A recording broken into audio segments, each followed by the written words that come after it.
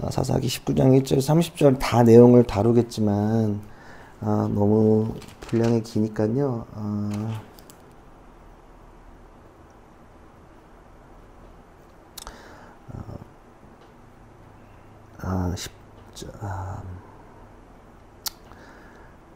12절에서 21절까지만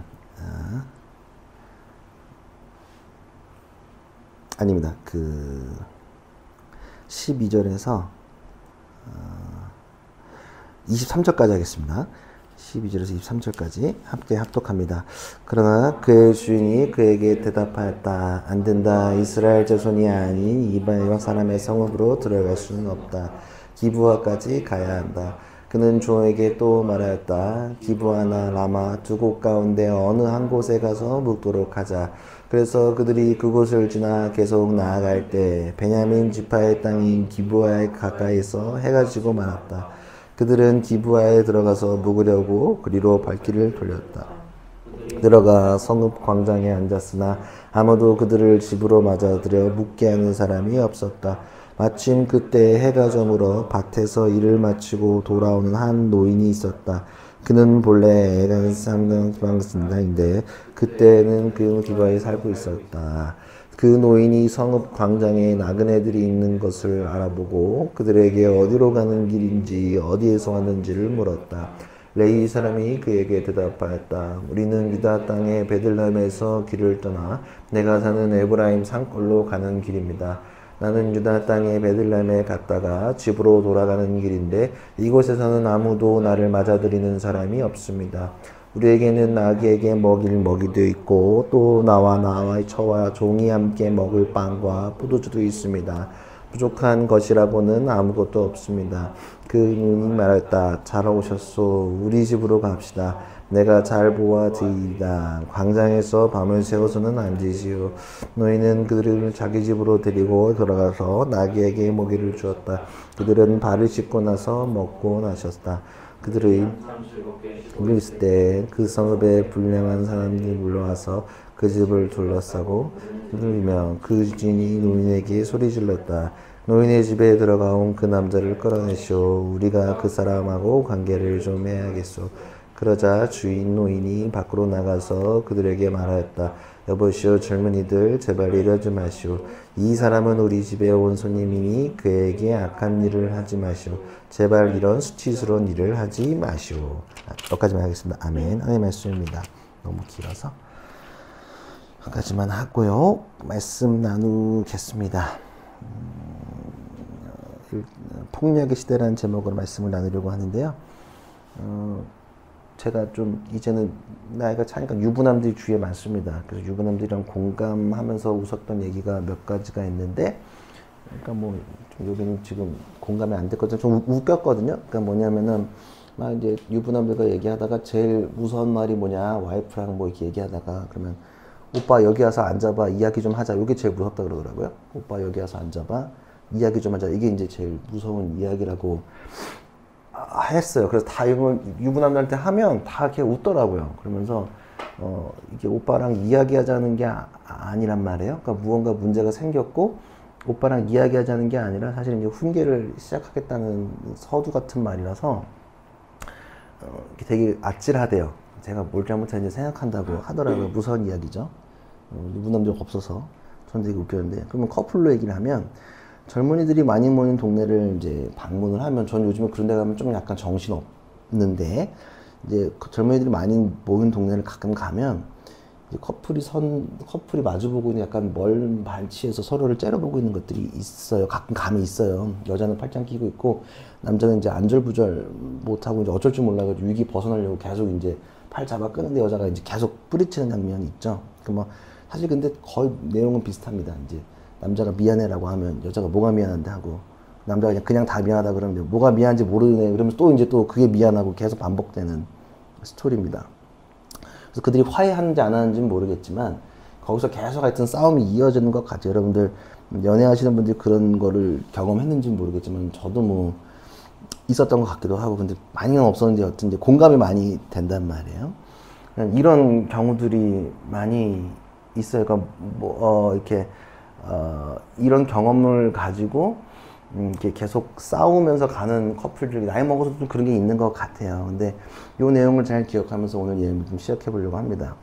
오늘 본문을 보면 1절에서 2절을 보면 제가 읽겠습니다. 이스라엘의 왕이 없던 때 한 레위 남자가 에브라임의 산골에 들어가 살고 있었다. 그는 유다 땅의 베들레헴에서 한 여자를 첩으로 데려왔다. 그러나 무슨 일로 화가 난 그 여자는 그를 떠나 유다 땅의 베들레헴에 있는 자기 친정집으로 돌아가서 넉 달 동안이나 머물러 있었다. 그러니까 오늘 이야기의 시작은 레위 사람과 그의 첩의 이야기입니다. 이름이 소개되어 있지 않습니다. 성경에서 이름이 소개되어 있지 않다는 얘기는 사회 전반적인 흐름 안에 있다는 걸 상징적으로 생각해 볼 수 있습니다. 그러니까 오늘 시작을 제가 유쾌하게 시작했지만 오늘 본문은 좀 무겁습니다. 무겁고 엽기적이고 불쾌한 본문. 성경을 제가 이렇게 읽으면서 제일 불쾌한 본문이기도 합니다. 왜냐하면 오늘 무명으로 이야기하는 이야기가 이 역겨움이 우리의 현실이고 우리의 상태이기 때문에 좀 자세히 보면 되게 좋겠다는 마음이 듭니다. 사실은 이거 교회 잘 안 다룰 내용입니다. 있는데 잘 못 들어보셨을 거예요. 자, 보면 오늘 무명의 레위인과 그의 첩, 그러니까 당시에는 일부 다처제였으니까 뭐 더 설명하진 않겠습니다. 그걸 갖고 막 불편하게 생각하실 분 없다고 생각합니다. 여하튼 근데 이제 중요한 건 사실 부인의 개념보다는 성적인 욕구가 반영된 약간 그런 거를 해소하기 위한 첩입니다. 본부인보다는 낮은 형태의 와이프겠죠. 성서에서 오늘 보면 본문에 보면 여인이 화가 나 있다고 설명을 합니다. 근데 이게 세 번역에서는 화가 나 있다고 표현을 하지만 개역개정을 보면 그 전 우리가 보던 성경 개역개정을 보면 행음해서라 그래요. 행음해서. 행음이 뭐냐 하면 음란한 짓을 한 거예요.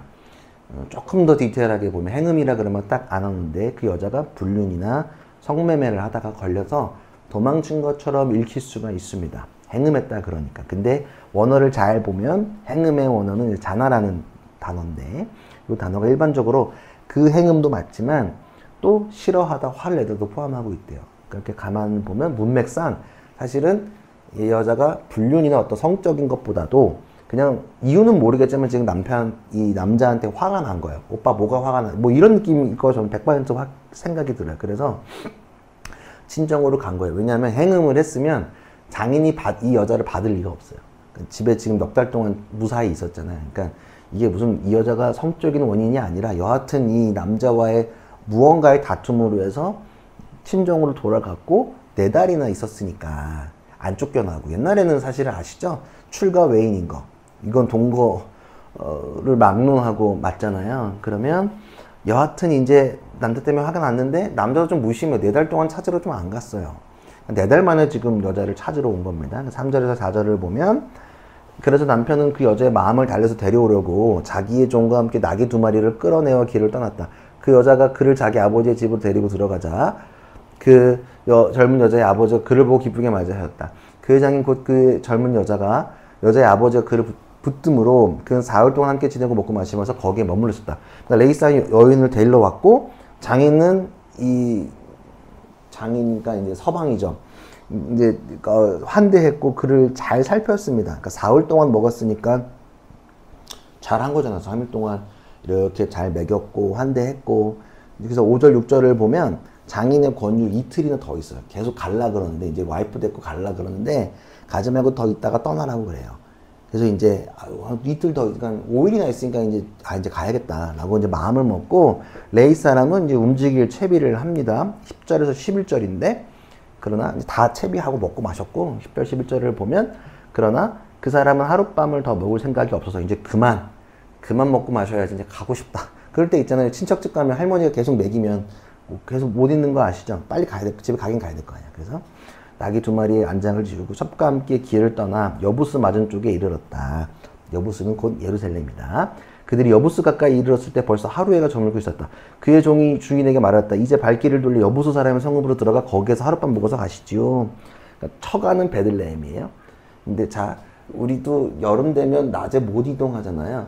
근데 우리 나중에 하여튼 성지순례 한번 가는 날이 오겠죠? 가면 낮에는 더워서 이게 복사열이 심해요. 풀이 많이 없어가지고 낮에 잘 이동을 안 한단 말이에요. 그러니까 해 지면서 이렇게 밤에 이렇게 이동을 많이 하는데 낮에 움직이는 밤 이제 약간 조금 이제 꺾이고 난 다음에 이동을 했는데 이제 요렇게 가려고 하면 이제 베들레헴에서 이제 그 예루살렘 쪽으로 가게 되는 거지. 사실은 그곳으로 예루살렘으로 들어가는 것이 합리적이고 합당해요. 예컨대 우리가 지금 서울을 가려고 그러면 어디가 제일 빠릅니까? 강남 질러 가는 게 제일 빠르죠. 일단 직진으로 간다고 치면. 근데 갑자기 목적지가 종로라고 쳤을 때 여기서 강남 지나서 한남대교 지나서 가는 게 제일 빠른데 그러면 중간에 그럼 강남에서 쉬고 종로로 가는 게 맞잖아요. 근데 오늘 본문을 보면 그 예루살렘으로 가지 않겠다는 신호를 보내요. 종은 지금 우리가 저희 종로로 가니까 강남에서 쉬었다가 그리고 갑시다. 가는 게 어떨까요? 주인님이라고 물어보니까 굳이 이제 그렇게 안 해요. 왜 거절한지를 보면 12, 13절 그러나 그의 주인이 그에게 대답하다 안 된다. 이스라엘 자손이 아닌 이방 사람의 성읍으로 들어갈 수는 없다. 기브아까지 가야 한다. 그는 저에게 또 말하였다. 기브아나 라마 두 곳 가운데 어느 한 곳에서 묵도록 하자. 그러니까 사실은 쉽게 말하면 예루살렘은 이스라엘 사람들이 많이 없었다. 그러니까 섞여 사는 동네여서 거기 가기 싫다. 그러니까 이스라엘 사람들이 주로 사는 기브아나 라마 두 곳으로 가자. 그러니까 돌아가자고 얘기하는 거예요. 강남으로 가야 되는데 강동으로 갔다가 종로 가자고 하는 꼴이랑 비슷한 거예요. 그러니까 돌아가는 꼴입니다. 그러니까 그러면은 이렇게 돌아가면 의도가 있을 거 아니에요. 약간 내가 우리 사람들도 없고 이스라엘 사람도 없고 일로 가면 조금 더 내가 이득이 있으니까 돌아가려고 하는 거지. 굳이 이거를 이렇게 돌아갈 이유가 없잖아요. 이해되시죠? 그러니까 무언가를 기대를 하고 틀 확률이 굉장히 높습니다. 그쵸? 15, 16절을 보면 이제 기브아에 갔어요.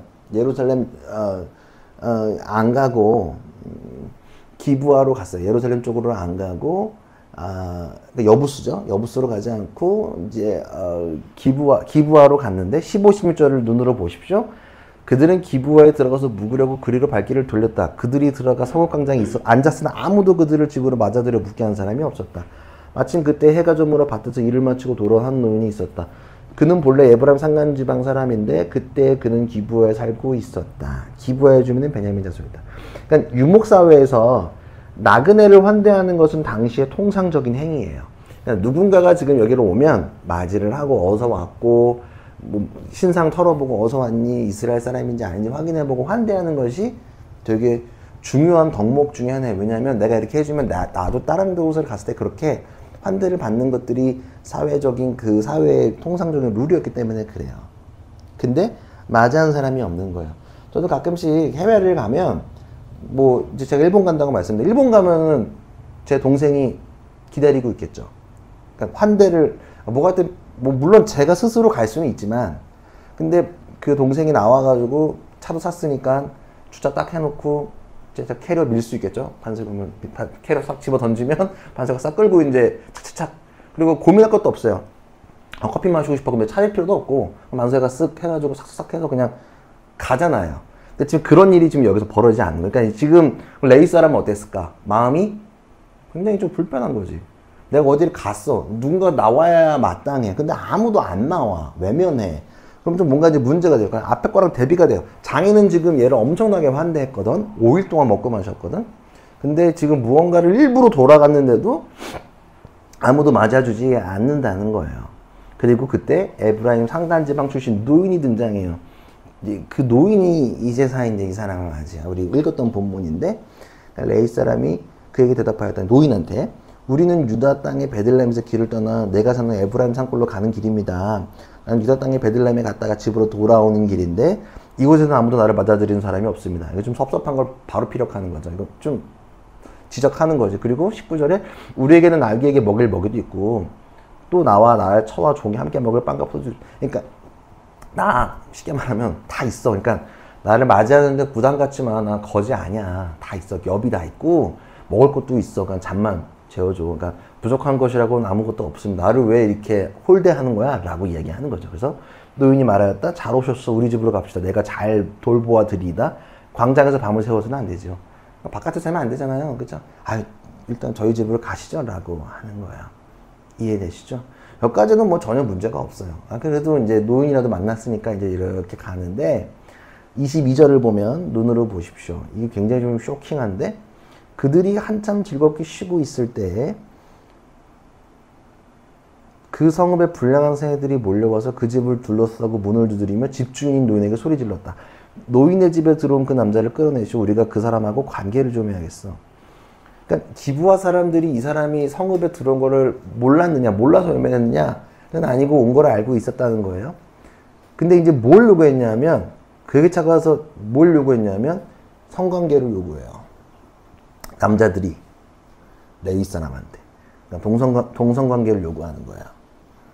노골적으로. 근데 사실은 동성보다 중요한 건 노골적으로 성폭행을 시도하는 거예요. 그리고 집단으로 윤관하려는 거를 그냥 대놓고 피력을 하는 거 달라고. 당장 그 남자를 달라고 말하는 거예요. 굉장히 쇼킹하죠. 사회가 무너져버리면 이렇게 되는 건데 23절에 보면 그러자 주인 노인이 밖으로 나와서 그대가 말했다. 여보시오 젊은이 제발 이러지 마시오. 이 사람은 우리 집에 온 손님이니 그에게 악한 일을 하지 마시오. 제발 이런 일 하지 마시오. 당연히 노인이라면 그리고 사람이라면 그거 하면 안 된다라고 얘기하는 거야. 이거 집단으로 성폭행한 거나 이 사람 손님을 왜 이렇게 이런 식으로 하면 안 된다라고 굉장히 정상적인 이야기를 해요. 되게 놀랍게 24절이 또 놀라워요. 눈으로 다 보세요. 23절은 정상적인데 24절은 되게 또 헛소리예요. 24절을 보면 여기 처녀인 내 딸과 그 사람의 첩을 내가 끌어내다 줄 터이니 그들을 데리고 다서 당신들 좋을 대로 하시오. 그러나 이 남자에게만은 그런 수치스러운 일을 하지 마시오. 그러니까 노인이 말려요. 거기까지 좋은데 놀라운 것은 자신의 딸과 레위 사람의 첩을 그 남자들한테 준다고 얘기해요. 옳은 소리와 이상한 소리를 동시에 해요. 여성이 상품화되는 모습을 보여요. 그러니까 내가 그 남자들이 고통받지 않기 위해서 누군가를 희생시키는 아주 당연한 모습을 보인단 말이에요. 그리고 어떻게 됐을까? 그 여인은 남자들에게 치욕을 당하죠.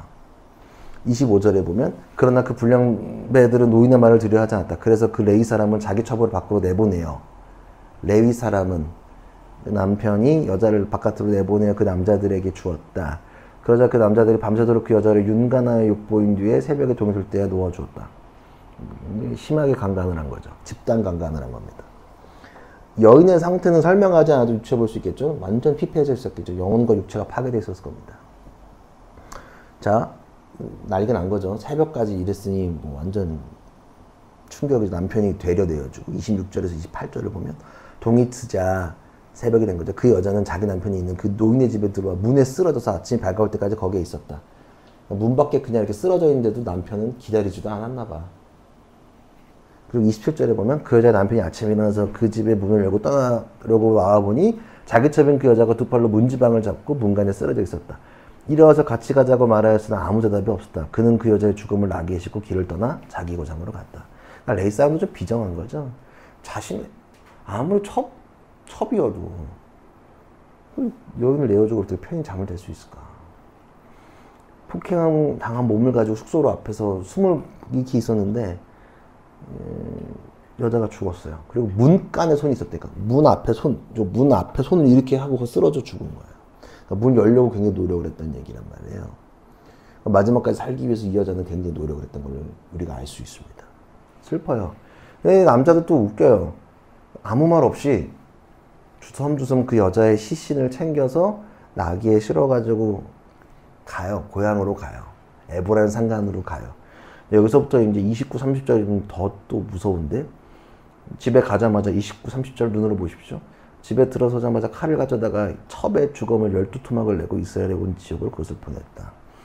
그것을 보는 사람들마다 이거동성으로 말했다. 이스라엘 자손이 이집트에서 나온 날부터 오늘까지 이런 일은 일어난 적도 없고 또 본 일도 없다.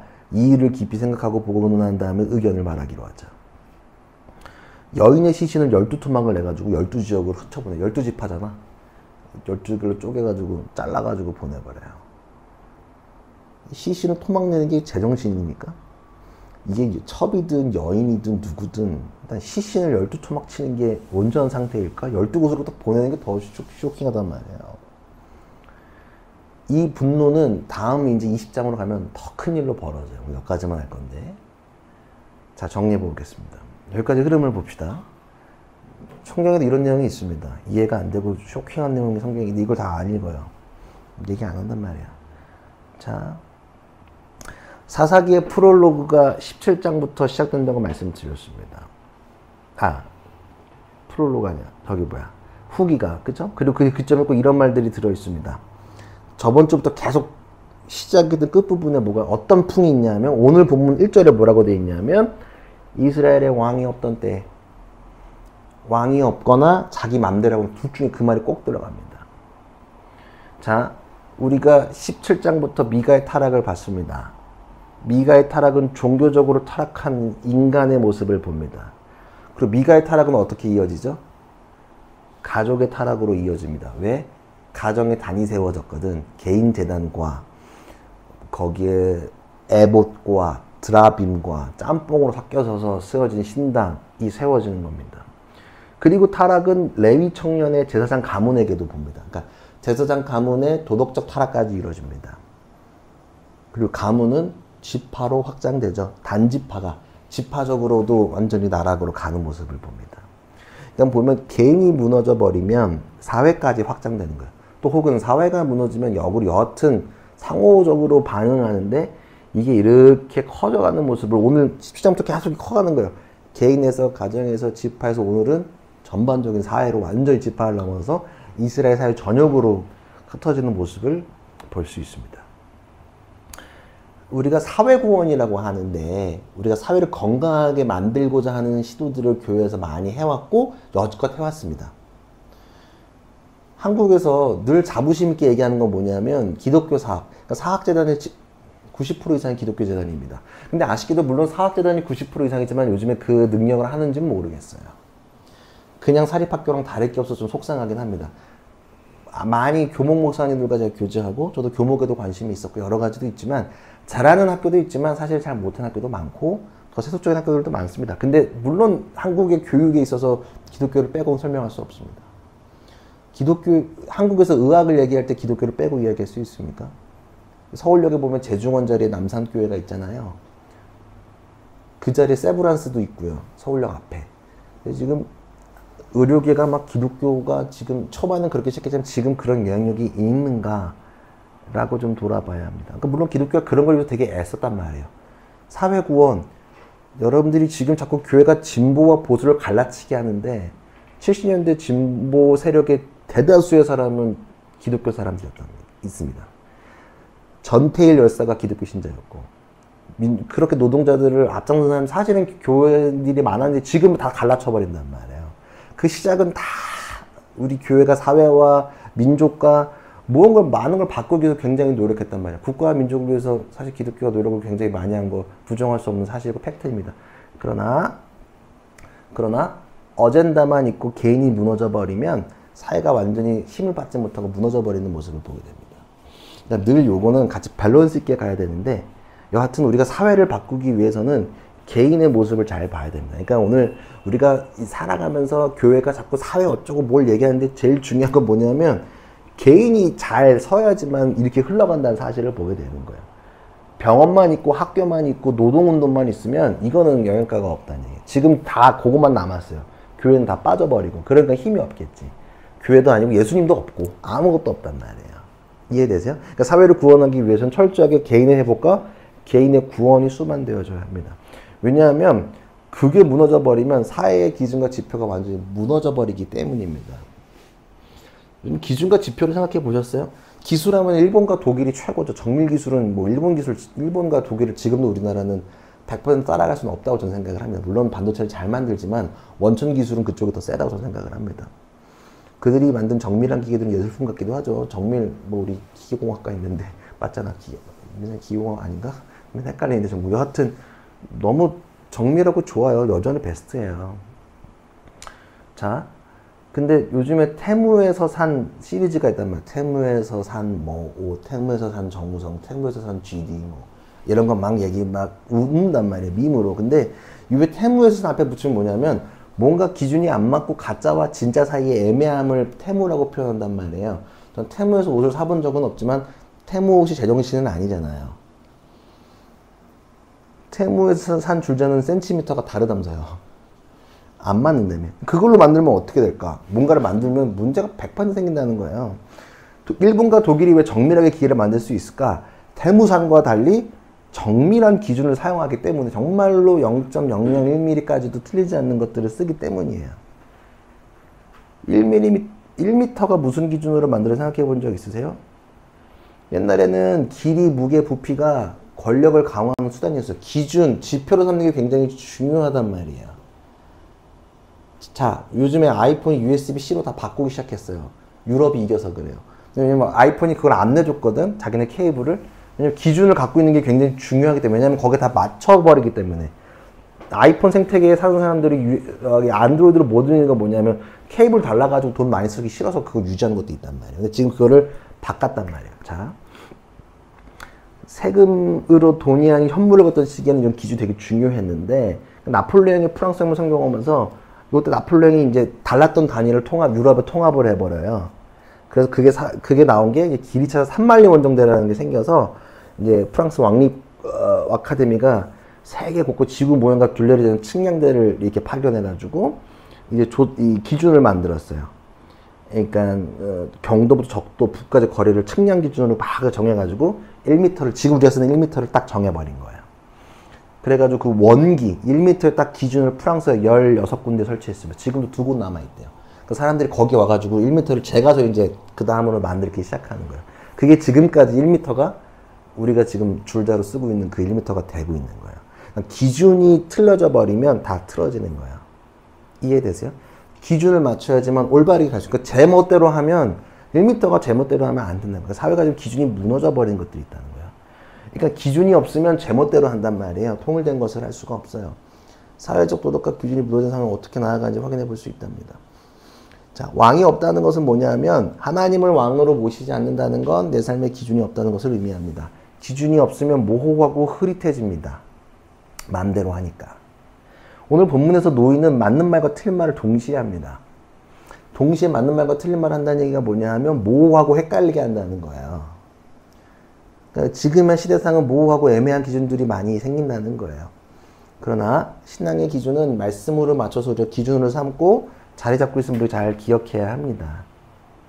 1m의 원기를 잘 체크해야지만 정밀한 기계를 만들 수 있습니다. 그러나 기준을 잘 잡지 않으면 후에 일어날 일을 예측할 수 예측할 수도 있어요. 기준이 없으면. 왜냐하면 1도의 각 차이는 결과가 너무나도 크기 때문에 우리가 알 수 있잖아요. 왕을 모신다는 것은 기준이 있다는 것입니다. 우리 삶에 예수라는 왕께서 기준이 되고 계신가를 기억해야 합니다. 말씀이 기준이 돼서 우리를 이끌고 있는가 점검해 보아야 합니다. 기준이 없으면 여러분들이 애매한 말에 흔들립니다. 사회에서 뭔 말하면 흔들리고, 뭐가 아니면 나가서 흔들리고, 흔들려가지고 교회 와가지고 해롱해롱거리고 있고, 기준이 있으면 흔들릴 이유가 전혀 없습니다.